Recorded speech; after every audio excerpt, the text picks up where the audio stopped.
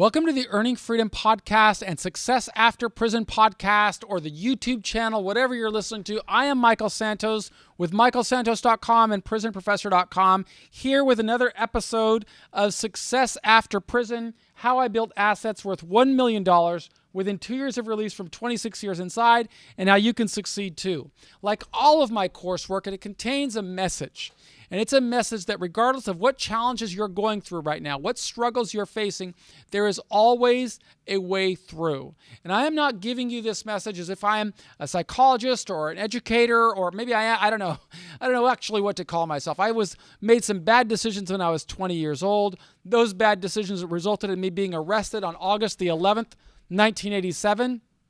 When I was 23, and I served the next 26 years as a federal prisoner. So I absolutely know what it means to live in struggle, but I also know what it means to overcome struggle, to prepare for a life of success, a life of meaning, a life of relevance. Why do I know? Because I listened and learned from masterminds who have gone through struggle that is far more difficult and egregious than anything I ever suffered. I didn't know what was going to happen when I walked through prison. All I knew is that I believed that if I followed these principles that masterminds taught, I too could live a life of meaning and relevance, whether I was in prison or whether I emerged from prison. All I needed to do was visualize the best possible outcome and then figure out, okay, where am I now? And what do I need to do to navigate my way to that successful outcome? And it all started with questions. I've spoken so many times about the importance of asking the right questions. Because if I ask the right questions, I can figure out what successful leaders in society would expect from me. People I don't even know who they are, people who don't know me. But some kind of way I'm going to be contemplating what can I do to position myself so that when they see me in the future, they will see me as somebody who responded well to problems rather than somebody who created problems.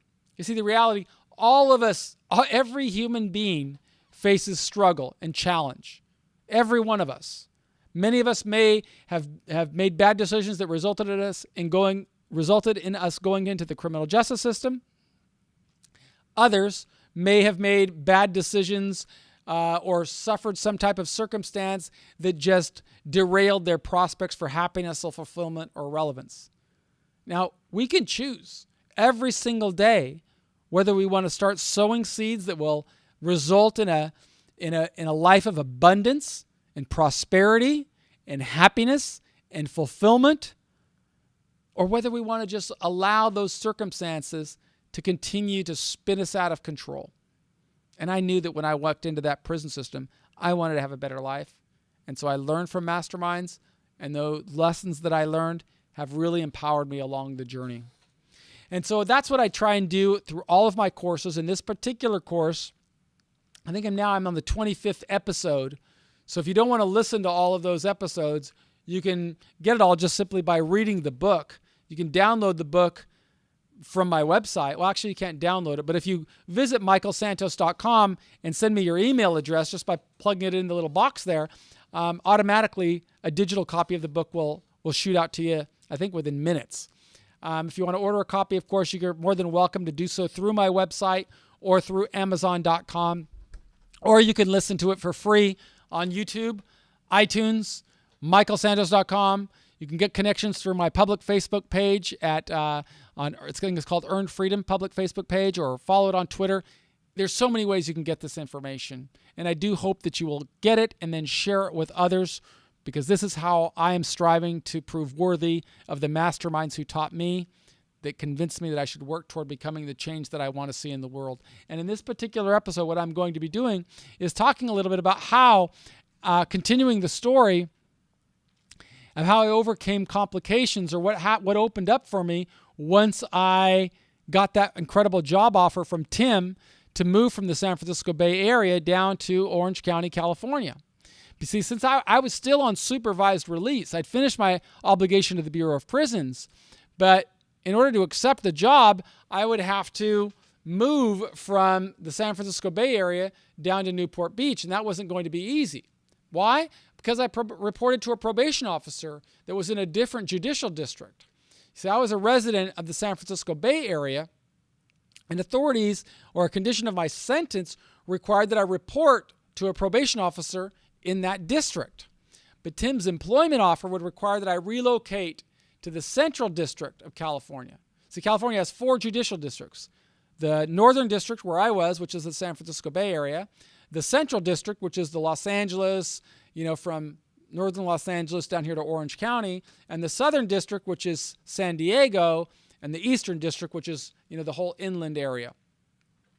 And when you're in one district, you're not allowed to travel to the other. So here was a problem I had to overcome. Fortunately, I'd made a lot of decisions while I was inside and through my journey that I believed would get me the support I needed from my probation officer. But I also had to convince my wife to make the move. So, when I called her and I told her that Tim had offered me a position that would pay me $100,000 a year and would allow me to start working in the corporate sector, without hesitation, Carol told me to take the job. She was an experienced nurse, pursuing her graduate degree at the University of San Francisco, and she had confidence that she'd be able to transition and find a job anywhere. And she really liked the idea of me not being so much involved with prisons and the work that I had been doing and transition into a corporate sector. So she suggested it would be a good opportunity and encouraged me. But I also had other people that were part of my network. And, 2 of them were my 2 close friends, Justin Paperny, with whom I was working to create programs for people in custody and formerly incarcerated people and spreading awareness for people. I didn't want to leave him with that whole burden. So I, wanted to consult with him, say, how would you feel about me accepting this position? What thoughts would you have? And he was supportive also. Justin just said, look, you did a lot of time. You need to start building your career, building your success. And the more successful you become, the more, credibility we'll have in showing that these programs really work. And people who adhere to them, they can really build a life of success and meaning and relevance. And so he encouraged it. He said, he agreed that this is an opportunity that I needed to seize. It was an opportunity that I worked to create, but it was an opportunity that could lead to a better outcome for everything else we were trying to do. I also spoke with Lee. There was, as I'd mentioned earlier, basically every decision I made, I consulted my mentors, because my mentors had been there. They'd done things before. They'd succeeded beyond anything I ever could hope to succeed, approach a level of success. They had really built things. And so, I knew my weakness. My weakness is I was in prison for 26 years. It would be incomprehensible to think that serving that length of time didn't have an influence on me. I'm still very much conditioned by the discipline that I learned while I was in prison. I've been out of prison now, for 2.5 years, but I still wake up really early in the morning. I still go to bed really early. I don't have a television in my house. I've never been out to a club. I've not yet had a sip of alcohol. I'm focused on success because that's what's important to me. And that's what you've got to be thinking about. What's important to you? And are you taking steps every day that will help you achieve success as you want to achieve success? That's what's crucial. Make sure that you define success, you create a plan, and you execute that plan. So in my case, with encouragement from Justin and Lee, I took the next step of contacting my probation officer. I didn't only need his support. I needed support from another probation officer down here in Orange County. He would have to accept me on his caseload.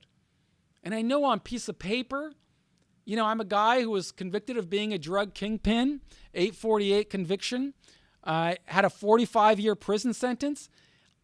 If you only look at that, I'm not a good candidate to be easily, given liberty to and responsibility to. But because of the coursework that I created, because of the record that I created while I was in prison, and because of the adjustment I had during my first year in society and the year I served in the halfway house, I had a lot of support, an enormous amount of support. And my probation officer told me that he would do his best to make it happen. And so instead of me having to ask a probation officer in Orange County. He made the request. Not only did he make the request for that, he told me that he was going to make a request to try and even get me off of supervised release early. So, I had a lot of things going in my favor, and, he authorized the move, and that's what launched me down from San Francisco Bay down here to Orange County. But I was still on this path. I still had to stay focused on this goal that I had set. And what was that goal? It was to earn $1 million within my first 5 years of liberty. I had a year behind me, and now I had 4 years ahead of me. What was I going to do? Well, fortunately, the investment that I made in that home in San Francisco Bay Area was a big part, and it was growing. See, we'd only refinanced that house and got with our first mortgage about the same time that Tim made his offer to me. And the housing market in San Francisco, as I said before, it was on fire. And without a doubt, we easily could have sold our house for a substantial profit. I told you we already had more than $80,000 equity in the house. So it would have been an easy sell. But I really felt strongly that real estate should be a central component of this plan. Housing prices were going to continue to rise. And if I sold the house and put the profit in my pocket, well, I would have had to find another way to put that money to work. And so Carol agreed with me that we should try and hold on to the house. Remember, we'd financed it on a 15-year note. But market was so hot, I believed we could find tenants who would agree to pay the rent. And when we got the rental payments from the tenants, they would allow us to pay the mortgage payment. So Carol took the responsibility of trying to find those tenants, and she did a great job. I mean, our house was pristine because when I moved into it, I still had that 5-year plan. That plan that this was eventually going to be an investment property.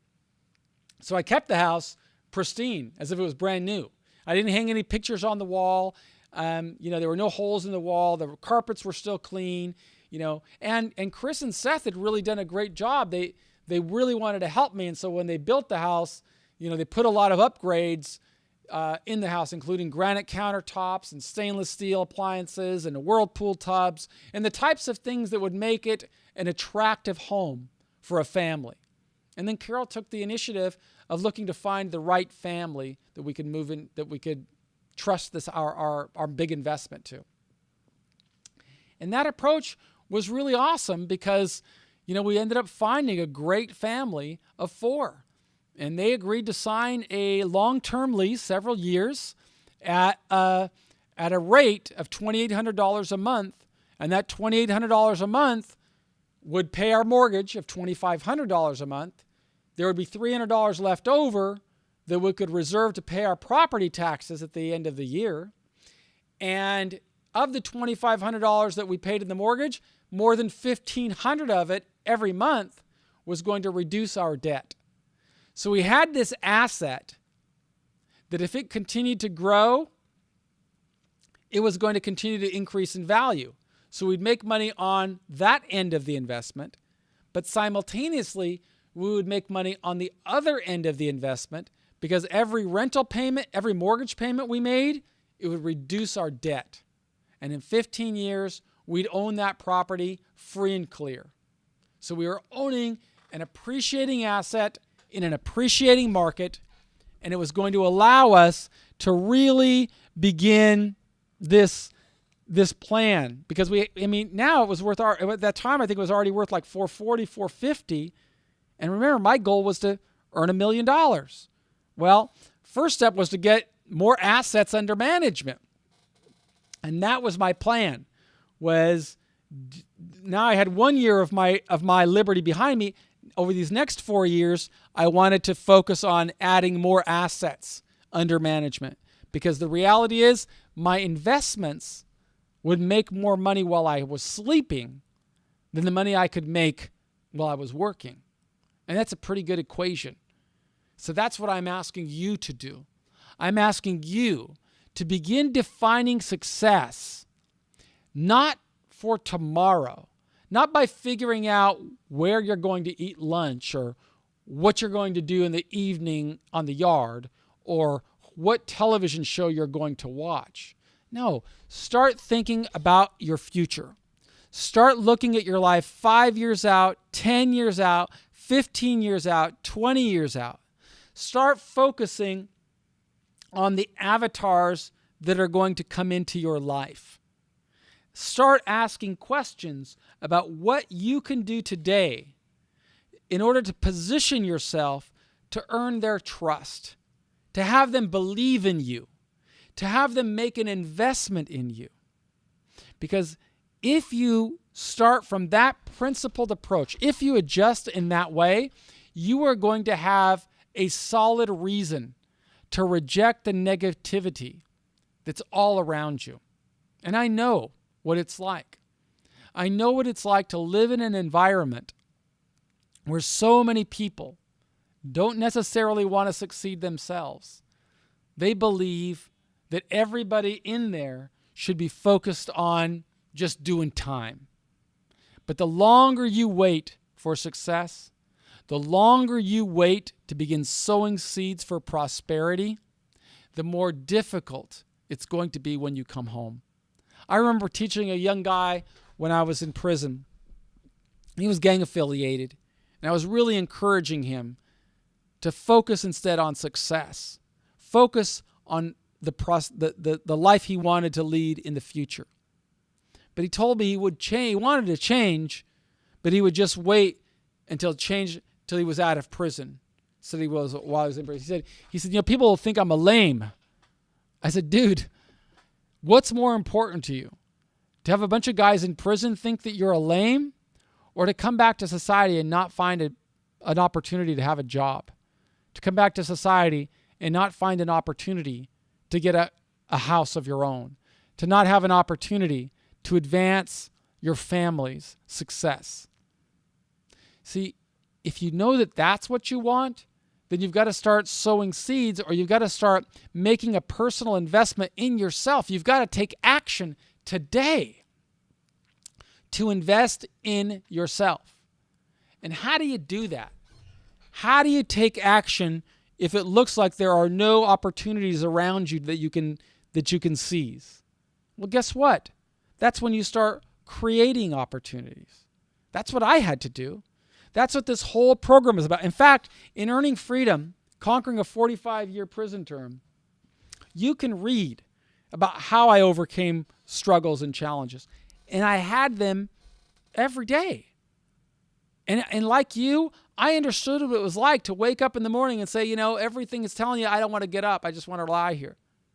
But in time, you develop this inner strength, and that inner strength will tell you, you got to get up. You've got to make it happen. You can't allow this environment to crush your spirit. You can't be this guy who says, I'm going to start or change tomorrow. I'm going to wait to change. I'm going to live in here today. All you've got is today. And today is the day that you need to figure out, what am I going to be in 5 years? That's what I'm still doing out here. You see, owning one house that was appreciating in value wasn't enough. I needed to figure out ways that I could expand and open more. And how was I going to do that? How would I do that? Well, in the chapters that follow, I'm going to explain how I did that. But I can tell you with certainty, it's not what I'm doing today. I can tell you, I just closed a deal last week for another property. This is my 5th property. I bought it for $248,000. I got tenants already in it for $1,800 a month. I didn't put any of my money into that deal, but I own the asset, and it's appreciating in equity. And I'll share a little bit more about that with you later. But this happened not because I just walked out and I said, let me do this. No, the decisions I made 25 years ago advanced me from one step to another step to another step to another step. And every individual with whom I served time had that same opportunity. But they didn't see it. Unfortunately, they were not exposed to the masterminds who influenced me. And that's why I feel so passionate about bringing you these episodes, not only with my story, but of other people that I interview who emerge successfully. And that's what the Earning Freedom Mastermind Library is all about. So I'm Michael with michaelsantos.com. And if you're out here in society, I hope that you will follow along with this story on social media. I hope you'll subscribe to my various channels, rate and review them if that's a possibility. Share them with your friends, because that's how we are going to help spread more awareness on why mass incarceration is the greatest social injustice of our time, and why we need to work together to help the individuals who are inside emerge successfully. That's what the Earning Freedom Mastermind course is about. That's what the Earning Freedom podcast is about. That's what the Success After Prison podcast is about. That is what everything I do is about. As one of my masterminds, Mandela, said, keep everything you think, everything you say, and everything you do in harmony. And that's the path to happiness. That's the path to prosperity. I hope that you will follow it. I'll be back tomorrow with the rest of the story. Thanks.